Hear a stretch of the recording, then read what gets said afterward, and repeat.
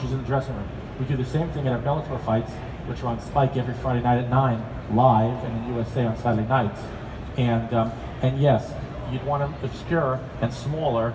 And we've been putting cameras just about everywhere. In fact, Ken, right now, I'm wearing a camera, and I'm shooting you. Are you?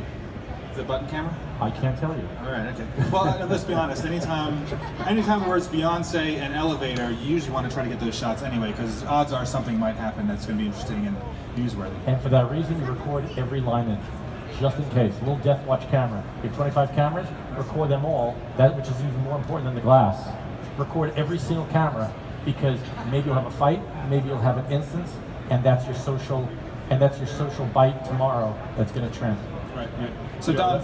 Oh no, it's funny he said that, because I was just talking to someone yesterday, because back in the day I produced for Real World for TV, and I came in after Vegas. There was a Vegas show and I went to Paris, and the ultimatum was record everything, because in Vegas someone threw a fork at someone's head and they missed the shot, and the cast talked about it for the whole show, but they didn't have the shot. So record everything, put cameras everywhere. I agree with Jeff. You could certainly go to Larry and get the new UHD 86 on the shill for him, the new UHD 86 by lens, but you can't afford it. You can't put it in the background or anything. But if you can put up 15 cameras, people will watch anything as long as the story or the content's there. Doesn't matter, black and white, grainy, doesn't matter. Are your pylon cameras, am I allowed to ask a quick question? Are your pylon cameras at the Super Bowl always recording? Yes. So that's genius. Oh, absolutely. Even if the ball's on the other side, you don't know something's going to happen. And if you have a social media PA just watching them, you never know. You could be the luckiest guy in America. All right, so Super Bowl this year, something happened in the dressing room, as we all know. It's awesome. Those cameras outside the dressing room, inside the dressing room, outside the AFC and NFC dressing rooms, continually recorded throughout, and that's what led to the capture of this. That's how we, because this was 2 hours after the game. Our cameras are still recording. Well, there's actually on one of the Fox FS1 shows, they showed all the video that was used to find the gentleman who stole Tom Brady's jersey, and they actually used the 8K camera that was in the corner and zoomed in to show him taking selfies on the field, because he was there during the celebration, and then they showed him walking off the field, and then they picked him up, to your point, in the tunnel. And so that was the hard part, is we knew what he looked like. We knew at one point from a camera angle where he was. So I went to Evert's and viewed the 4K footage on a 4K monitor, and we basically panned and scanned for 3 hours looking for a needle in the haystack. And once we found him in the middle of the field, we could backtrack and watch him where he entered the field. And what's amazing about that shot is if you look at that shot, it looks like we had a camera on this guy walking to the field, and it was a high-wide 8K camera, and we tracked him throughout the whole field. So like a 24 episode, like Jack Bauer found this guy, you know? Exactly. So Don, walk us through, because the Giants, well, first of all, give people a sense, because people when you hear that you do the Giants, they're going to think just in-venue game day, but you guys have a full slate of content that's created all during the week, so maybe give a sense of what you guys do during the week, how you roll through, and then what kind of camera systems you use to get different types of moods. Well, one of the unique things, and a lot of teams are doing it now, we've always put all the media platforms under one roof.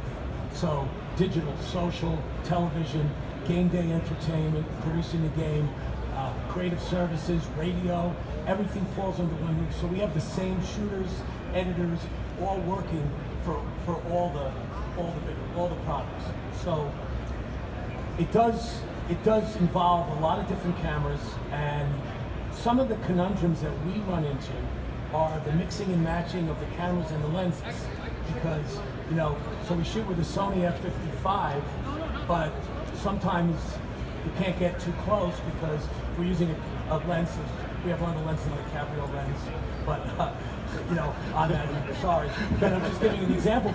But the problem is that if you get too close, okay, to the action, and I'm going to give you a great example of what happened. If you get too close, you're going to miss it because you have to step back and light. So one of our guys has Mike Beckton, who's one of our main shooter and producer, for the catch, and most people are familiar with Odell Beckham's catch against the Dallas Cowboys, which is known as the catch.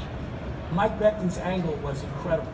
Okay, he has it from behind, perfectly framed, the hand going up, everything, along with NBC's, you know, all their angles. But when you look from the front, you don't see Becton in the shot. You would think after you saw the shot, you would see him. He actually, when Becton ran down the sideline, he automatically, instinctively, took like 10 steps backwards and shot it, and he was out of frame, so from the front angle, you would think, oh, if he's in action, he must be in the shot, and he wasn't, because he knew to back up 10 feet to get to capture the shot. We sometimes, the issue that we have is we shoot on F7s, we shoot on F55s.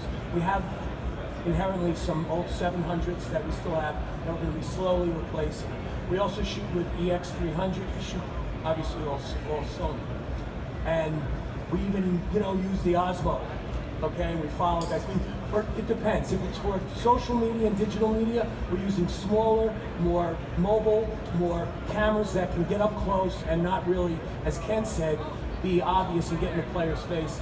For action and for the things at the stadium, like for instance, we just bought two Sony 4300s for our slash positions, and I went to my owner and said, the reason we want to buy these cameras, and we went and bought the EVS super slow-mo replay system so we could zoom in at 4K, stop, get that replay on the board, and change the mind of the ref and turn over the calls. And I guaranteed my owner that I change 4 calls a year with that camera. You can see the blade of grass, the guy's foot, and the football when you zoom in. But obviously you have to have a great operator. An operator had it up within seconds.